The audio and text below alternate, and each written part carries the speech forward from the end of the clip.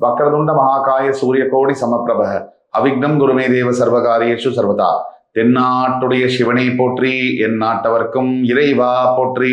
நண்பர்களே, இந்த புத்தம் புதிய வீடியோவில் உங்கள் அத்துணை பேரையும் வரவேற்பதில் மிக்க மகிழ்ச்சி கொள்கிறேன். இன்றைக்கு நம்ம பேச போறது கடவுள் சொல்லும் தீர்ப்பு. இந்த சீரீஸ் எபிசோட்ஸ்ல இன்னைக்கு காலபுருஷ தத்துவத்தின் 5ஆம் வீடு என்று சொல்லக்கூடிய சிம்ம ராசியை பத்தி பேச போறோம். சிம்மம்னு சொன்னாலே கர்ஜிக்குது. சிம்மம்னு சொன்னாலே ஒரு பவர். சிம்மம்னு சொன்னாலே ஒரு எட்டர்னலான சக்தி. சிம்மம்னாலே ஒரு டாமினேஷன். சிம்மம்னாலே அத்தாரிட்டி. அப்படி பல பெயர்கள் கொண்டு சிம்மராசியை கூப்பிட முடியும். ராசிகளின் ராஜா சூரியன் ஆட்சி பெறக்கூடிய அந்த சிம்ம ராசிக்கு அளவே கிடையாது அவங்களுடைய ஆதிக்கத்துக்கு. தற்சமயம் அஷ்டம சனியுடைய கோர தாண்டவத்தில் பிடியில் சிக்கிக் கொண்டு தவித்துக் கொண்டிருக்கக்கூடிய அனைத்து என் உயிருக்கும் மேலான சிம்மராசி அன்பர்களுக்கு இந்த வீடியோ ஒரு சமர்ப்பணம். இந்த வீடியோவோட டைட்டிலே கடவுள் சொல்லும் தீர்ப்பு.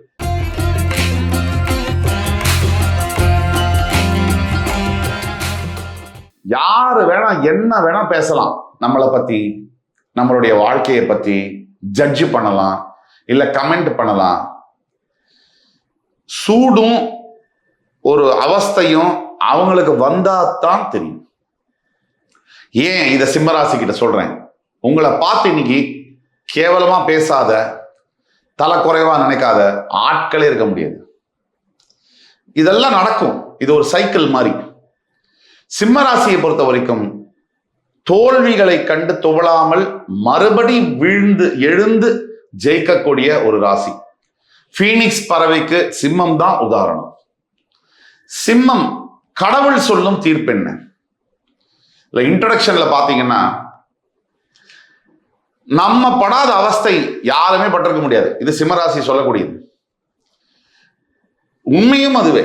சிம்மராசி கோத்ரூ பண்ண லைஃப் ஒரு 199 பேர் பார்த்துக்க மாட்டாங்க. ஆக சிம்ம ராசிக்காரர்களுக்கு ஏன் இந்த கஷ்டம்?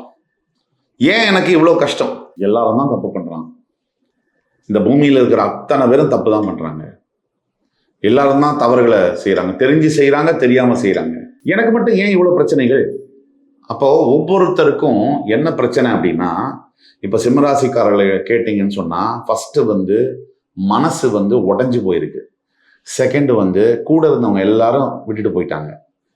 மூணாவது வேலையில உச்சபட்ச பிரச்சனைகள். நாலாவது குழந்தைகளே சரியா பேசல. அஞ்சாவது ஆரோக்கியத்துல கம்ப்ளீட் காலி. ஆறாவது பணம் பாக்கெட்டு சுத்த அவுட்டு. இந்த மாதிரி நேரத்துல சிம்மராசி நேயர்கள் ஏன் இவ்வளவு கஷ்டங்கள்னு குமுறுறாங்க. அப்படியே கதறாங்க. எல்லா சிம்மராசிக்காரங்களுக்கும் நான் சொல்லுறேன், எதுவும் நிரந்தரம் இல்லை. இதை மட்டும் மறக்காதீங்க. இப்ப நான் சொல்ல போற விஷயத்தை மட்டும் மறக்காதீங்க. எதுவும் நிரந்தரம் அல்ல, இதுவும் கடந்து போகும். இந்த வார்த்தைக்கு அர்த்தம் 1,00,000. இதுவும் கடந்து போகும். இப்போ என்னென்ன பிரச்சனைகளை கோத்ரூ பண்றீங்களோ, என்னென்ன பிரச்சனைகள்லாம் நொந்து போயிருக்கீங்களோ, இதுல என்ன ஒரு பெரிய சுவாரஸ்யமான விஷயம் அப்படின்னா, சிம்மராசிக்காரங்களுக்கு இப்போ நீங்க கோத்ரூ பண்ற கஷ்டங்கள்ல யார் யார் உங்களுக்கு கஷ்டம் கொடுக்குறாங்களோ அவங்க எல்லாம் என்ன சாயம், என்ன நிறம், என்ன கலர், யார் நல்லவங்க, யார் கெட்டவங்க, யார் உண்மை, யார் பொய், இதெல்லாம் அப்படியே காமிச்சிடும் வெட்ட வெளிச்சமா. பிரச்சனைகள் வரும்போது தான் மனிதர்களுடைய உண்மையான நிறம் என்பது வெளில வரும். யார் நமக்கு பிரச்சனை போது கை கொடுக்குறாங்களோ அதுதான் முக்கியம். நல்லா இருக்கும் போது 40,000 பேர் கூட வருவாங்க. நல்லா இருக்கும் போது 4 பேர், நல்லா இருக்கும் போது 40,000 பேர் கூட வருவாங்க. நல்லா இல்லாத போது 4 பேர் கூட வந்தா பெரிய விஷயம். ஆக சிம்மராசினியர்கள் எதற்கும் கலங்காதீங்க. ஃபர்ஸ்ட் ஆஃப் ஆல் அழாதீங்க. முக்கியமா 3 பாயிண்ட் சொல்றேன். உங்க பிரச்சனைய வெளியில இருக்கிற யார்கிட்டையும் போய் சொல்லாதீங்க. அதனால மனபாரம் இறங்கும் அப்படின்னு நினைக்காதீங்க. கடவுள்கிட்ட சொல்லுங்க. ஏன்னா இன்னைக்கு உங்க பிரச்சனையை கேட்கிறவங்க நாளைக்கு அந்த பிரச்சனையை வச்சே விளையாடுவாங்க.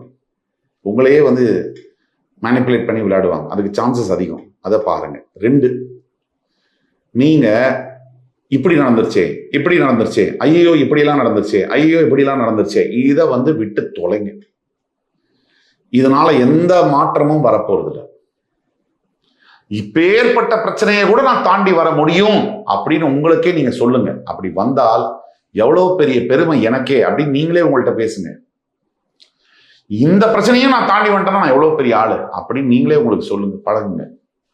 இது 3வது, குறைஞ்சபட்சம் முடிஞ்சா ஒரு 10 நிமிஷம் தியானம் பண்ணுங்க.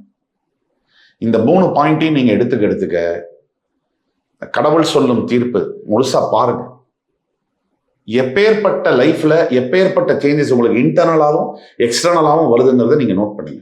சிம்மராசிக்காரர்களாகிய உங்களுக்கு நான் உங்களை புரிஞ்சு வச்ச வரைக்கும் பண கஷ்டங்கிறது உங்களுக்கு பெரிய விஷயம் இல்லை. அதை நீங்க சமாளிச்சிருவீங்க, பயப்பட மாட்டீங்க. இந்த வேலை போனா பயம் அதெல்லாம் கொஞ்ச நாளைக்கு இருக்கும். ஆனாலும் அதுலயும் தோண்டு போகாத ஆளுங்க. மானம் மரியாதை அதுதான் உங்களுக்கு டாப்பஸ்ட் ப்ரையாரிட்டி. மானமும் மரியாதையும் போச்சுன்னா உங்களால் தாங்க முடியாது. 2வது, எமோஷனலா நீங்க லாக் ஆன இடத்துல உங்களுடைய ரிலேஷன்ஷிப்ஸோ உறவுகளோ உங்களை விட்டு பிரிஞ்சாலும் உங்களால தாங்க முடியாது. இது 2 விஷயத்துல தான் நீங்க லாக் ஆகுது. இந்த 2 விஷயத்துல நீங்க கொஞ்சம் தெம்பா இருந்துட்டீங்கன்னா, கொஞ்சம் நம்பிக்கையோட இருந்துட்டீங்கன்னா, இனிமே உங்களை அழிக்கிறதுக்குன்னு ஒருத்தர் பூமியில போறது தான் வரணும். சிம்மராசிக்காரர்களாகிய உங்களுக்கு மன அழுத்தம் இப்ப அதிகமா இருக்கு. டிப்ரெஷன், மனசுல ஏற்பட்ட காயங்கள் ரணங்கள் மறுபடி உங்களை காலி பண்ணிட்டு போயிட்டு இருக்கு. டெய்லி அவர்லி பேசிஸ்ல நீங்க பழச நினைச்சு நீங்க வருத்தப்பட்டுட்டு தான் இருக்கீங்க. இப்ப நீங்க போய் யார்கிட்டயாவது போய் ஐயோ எனக்கு இவ்வளவு பெரிய கஷ்டம் இருக்கு, நான் இப்படிலாம் அவஸ்தைப்படுறேன் அப்படின்னு சொன்னா, சாமி மேல சத்தியமா சொல்றேன், நீங்க யார்கிட்ட சொன்னாலும் அவங்களுக்கு உங்க கஷ்டம் புரியாது, உங்க லாங்குவேஜே புரியாது. அதனால இதை சொல்லியும் பிரயோஜனம் இல்லை. சிம்மராசிக்காரர்கள் நீங்க முதல்ல இந்த கஷ்டத்தை வெளியில புலம்புறதை நிறுத்துங்க. தெய்வத்து மேலையும் உங்க மேலையும் நம்பிக்கை வைங்க. அது ஒண்ணுதான் உங்களை காப்பாற்றும், வேற எதுவும் உங்களை காப்பாற்றாது. உங்களுடைய வாழ்க்கை பாதை எதை நோக்கி போகுது அப்படின்னு பார்த்தோம்னா, அடுத்த 1.5 வருஷத்துக்கு இன்னும் மிகுதியான சவால்கள், இன்னும் மிகுதியான போராட்டங்கள், இன்னும் மிகுதியான கஷ்டங்கள் இதெல்லாம் இருக்கு. அப்படின்னா நீங்க நல்லா புரிஞ்சுக்கோங்க. நான் பிலாசபி பேசல, தத்துவம் பேசல, சும்மா பேச்சுக்காக சொல்ல. கீழே இறங்குற ஒத்தனாலதான் மேல திருப்பி வரவே முடியும். அதே இடத்துல இருக்கிறவன் மேலையும் போக மாட்டான், கீழேயும் போக மாட்டான், அப்படியே தான் இருப்பான். அது அந்த வாழ்க்கையில சுவாரஸ்யமும் கிடையாது, அந்த வாழ்க்கையுமே கிடையாது. இறங்கும் போது வலிக்கத்தான் செய்யும். படியில இறங்கும் போது சுகமா இருக்கும், ஏறும் போது வலிக்கும். வாழ்க்கையில இறங்கும் போது வேதனையா இருக்கும், ஏறும் போது சுகமா இருக்கும். இந்த வித்தியாசத்தை புரிஞ்சுக்கங்க. நீங்க உங்களை நல்லா முதல்ல நீங்க பார்த்துக்கோங்க. நான் திருப்பியும் சொல்றேன், உடம்புல உயிர் இருக்கிற வரைக்கும் இந்த வாழ்க்கை இருக்கு. இந்த வாழ்க்கையை ஜெயிக்க முடியும். ஜெயிக்கிறதுனா என்ன அப்படின்னா, எப்பவும் திருப்தியாகவும் சந்தோஷமாகவும் வாழ்றது தான், நிம்மதியா இருக்கிறது தான், அதான் வெற்றி. அதுக்கு பணம், பேர், புகழ், பதவி, உறவுகள், காதல், திருமணம், பிள்ளைங்க இதெல்லாம் இருந்தாலும் நிம்மதியா இருக்க முடியும், இல்லைனாலும் நிம்மதியா இருக்க முடியும். அதுக்கு மனசு மட்டும்தான் காரணம். எல்லாருக்குமே மனம்தான் அந்த ரிமோட் கண்ட்ரோல். அந்த மனசை நீங்க கட்டுப்படுத்தி வச்சுக்கிட்டீங்கன்னா உங்களால கண்டிப்பா ஜெயிக்க முடியும். அப்ப வாழ்க்கை பாதை சிரமமான காலம், கஷ்டமான காலத்தை நோக்கி தான் போயிட்டு இருக்கு. ஆனால் இறுதி அல்ல இது, இது முடிவல்ல, இது ஆரம்பமே.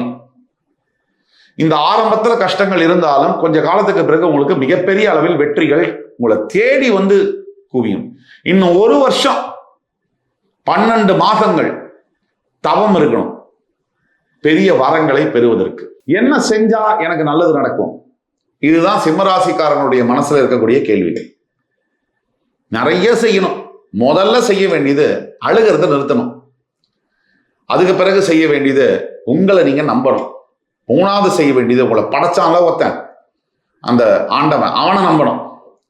இந்த 3த்தையும் நீங்க செய்யணும். 4வது நீங்க செய்ய வேண்டியதுதான் ஆன்மீக செயல்கள். உங்களுக்கு பிடிச்ச குலதெய்வ கோவில், முக்கியமா உங்களுடைய குலதெய்வம் யாரோ அந்த குலதெய்வம் கோயிலுக்கு நீங்க உடனே போயிட்டு வரணும். உங்களுடைய இஷ்ட தெய்வம் யாரோ அந்த இஷ்ட தெய்வத்துக்கான கோவிலுக்கு நீங்க போயிட்டு வரணும். 5வது நீங்க செய்ய வேண்டியது நிறைய தர்மங்கள். என்னன்னா சார் நானே கஷ்டப்பட்டுட்டு இருக்கேன், நான் எப்படி தர்மம் பண்றது? இந்த காலகட்டத்துல தான் நீங்க தர்மம் செய்யணும். இந்த காலகட்டத்துல தான் உங்களுக்கு ஆன்மீகம், தெய்வ சிந்தனை எல்லாம் அதிகமா வரும். கஷ்டப்படும் போதுதான். நல்லா சூப்பரா இருக்கும் ஹாய் காட் பாய் அப்படின்னு சொல்ற அந்த இதெல்லாம் இருக்கும். கஷ்டப்படுற காலத்துல தான் கடவுளை நினைக்கவே தோணும். சிம்மம் அதுக்கு பேர் போன ராசி. அப்புறம் எல்லாரையும் வெளுத்தது போல பாலுன்னு நம்புறது, ரொம்ப டீப்பா ரொம்ப ஒருத்தரை நம்புறது, அவங்களுடைய வார்த்தைகளுக்காக நீங்க அப்படியே செவி சாய்க்கிறது, இதெல்லாம் நீங்க பண்ணதான் இந்த நிலைமையில இருக்கீங்க. இதெல்லாம் தவிர்த்து விட்டு கடைசி வரைக்கும் உங்க கூட வரக்கூடியது ஒருத்தர் தான், அது நீங்க தான். வேற யாரும் உங்க கூட வரமாட்டாங்க. எந்த ரிலேஷன்ஷிப்ல இருந்தாலும் தாமரை மேல இருக்கிற தண்ணி மாதிரி நீங்க இருக்கணுமே தவிர, அவசரப்பட்டு உள்ளுக்குள்ள பூந்தீங்கன்னா திருப்பி வெளியில வர தெரியாது, உங்களுக்கு நொறுங்கி போயிடுவீங்க. அதே மாதிரி இன்னொரு விஷயம் என்னன்னா, இந்த பண கஷ்டங்கள், மன கஷ்டங்கள், இந்த வீட்டில் இருக்கக்கூடிய பிரச்சனை, இந்த குழந்தைகளால வரக்கூடிய பிரச்சனை, இதெல்லாம் ஒரே நேரத்தில் உங்களை அட்டாக் பண்ணிட்டு இருக்கு. சுருக்கமா சொன்னா, ஏன்டா இந்த வாழ்க்கை, செத்துடலாம் அப்படின்னு தோணாத சிம்மராசி என்பர்கள் இல்லை. அதுதான் உண்மை. இல்ல பிச்சையை எடுக்கலாம் இந்த வாழ்க்கை வாழறதுக்கு அப்படின்னு நினைக்காத சிம்மராசி என்பர்களும் இல்லை. சரி, இதெல்லாம் சரியாகுமா அப்படின்னு கேட்டா உடனே சரியாகாது. இதுக்கு காலகட்டங்கள் எடுக்கும். இப்ப நம்ம கூறக்கூடியதெல்லாம் பொது பலன்கள். உங்க ஜாதகத்துக்கு, நீங்க பிறந்த ஜாதகத்துக்கு உங்களுடைய வாழ்க்கைக்கான துல்லியமான பலன்கள் தெரியணும். கீழே கொடுக்குள்ள வாட்ஸ்அப் நம்பர்ல எங்களை கான்டாக்ட் பண்ணி ஆன்லைன் மற்றும் நேரில் அப்பாயின்மெண்ட் வாங்கி வந்தீங்கன்னா உங்களுக்கான ப்ரிசைஸ் ப்ரெடிக்ஷன்ஸை சொல்ல முடியும். துல்லியமா உங்களுக்கு எது நடக்கும், இந்த தாக்கங்கள் இனி கண்டினியூ ஆகுமா, இனி ஆகாதா, அஷ்டம சனியுடைய தாக்குதல்னால பெரிய பாதிப்புகள் வருமா வராதா, அஷ்டம சனியுடைய பாதிப்புகள் நிற்கவே நிற்காதா, இது இப்படியே தான் இருக்குமா அப்படிங்கிறதுக்கான பதில்கள் துல்லியமாக சொல்ல முடியும். நீங்க நிறைய தர்ம காரியங்கள் செய்யணும். ஆதரவற்ற குழந்தைகள், முதியோர்களுக்கு போய் நேர்ல பார்க்கறது, பார்த்து நல்ல வார்த்தை நாலு பேசினாலே பெரிய விஷயம். அவங்கள பார்த்து 2 வார்த்தை நல்ல வார்த்தை சொல்லுங்க, அதுவே 20 லட்சம் ரூபாய் கொடுத்ததுக்கான சமாதானம். ஏன்னா அவங்க அதை தான் எதிர்பார்க்கிறாங்க. அதுக்கு சமானமான காசை எதிர்பார்க்கல, வார்த்தையும் அன்பையும் தான் எதிர்பார்க்கிறாங்க. செலவே இல்லை இந்த உலகத்துல. பெரிய விஷயங்கள்லாம் ஃப்ரீயா கிடைக்கும் மை பாஸ்.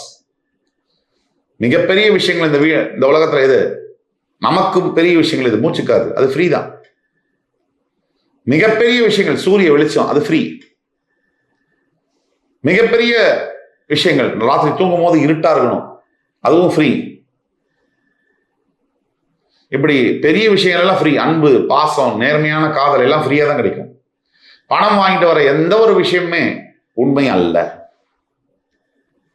பணத்தால் நிறைய சாதிக்க முடியும், எல்லாத்தையும் சாதிக்க முடியும், சில விஷயங்களை சாதிக்க முடியாது.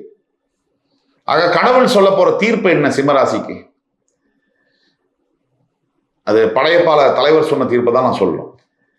அரசாங்கமே அவங்க பக்கம் படையப்பா, ஆனா ஆண்டவன் நம்ம பக்கம் இருக்காண்டான்னு சொல்லுவார். அந்த மாதிரி எத்தனை பேர் உங்களை எதிர்த்தாலும், அந்த கதிரவனே மேற்கில் உதித்தாலும், எத்தனை துன்பங்கள் வந்தாலும், எத்தனை சவால்கள் உங்களை அடிச்சாலும், உங்களை வாழ்க்கையில உங்க பிரச்சனைகள், கஷ்டங்கள் உங்களை நொறுக்கி போட்டாலும், கடவுள் சொல்லக்கூடிய தீர்ப்பு நான் இருக்கேன்டா உனக்கு அப்படின்றது தான். கடவுள் நேர்ல வந்தாலும் சொல்ல மாட்டார், ஏதாவது ஜாடமாடையா தான் சொல்லுவார். கடவுள் சிம்மராசிக்காரர்களுக்கு கூடவே இருக்கார் அப்படிங்கிறது சத்தியம். இந்த அத்துணை பிரச்சனைகளும் தற்காலிக பிரச்சனைகள், இதெல்லாம் முடிந்து போகும் என்பதும் சத்தியம். உங்களுக்கான பரிகாரம், தினமும் காலையில எழுந்து இந்த சூரிய நமஸ்காரம் பண்றது அவ்வளவு நல்லது.